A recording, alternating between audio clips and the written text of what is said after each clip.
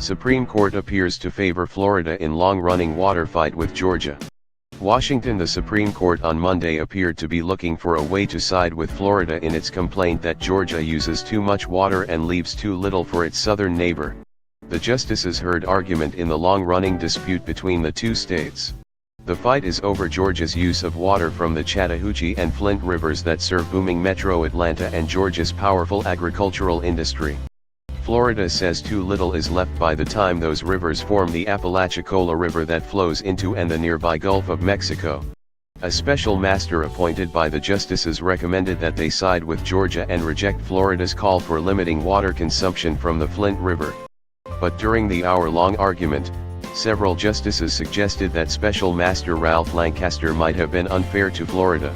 Low river flows on the Apalachicola have harmed the environment and fisheries dependent on fresh water entering the area, including a huge drop in the oyster harvest in the bay.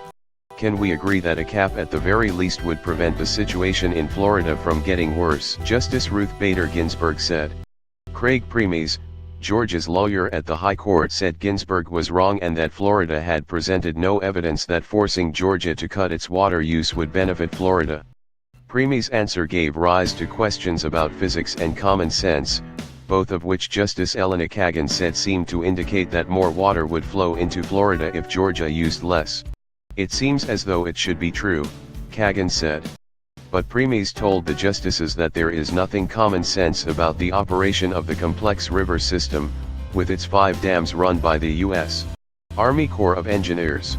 The Corps controls the water flow on the Chattahoochee to serve several purposes, including hydropower, flood control, protecting endangered species and storing water for release during droughts, Justice Department lawyer Edwin Kneedler said.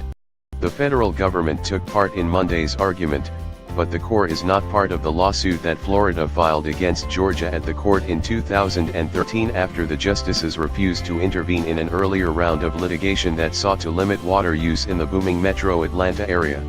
The state's battle over water use dates back to 1990, and includes drawn-out negotiations and several lawsuits.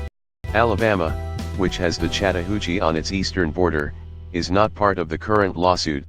The agency has enough control over the flow of water that there might not be any increase in the water that reaches Florida even if the court were to cap Georgia's use of water from the Flint River, Lancaster found.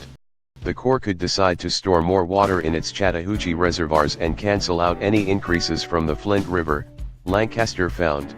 The Corps' absence seemed to frustrate the justices. You have said you don't have any stake in the argument about whether more water would help Florida.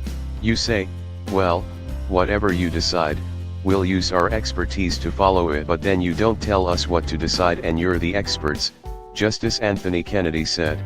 One problem Kneedler described is that the bay is not under the Corps' control, even though the river flows into it.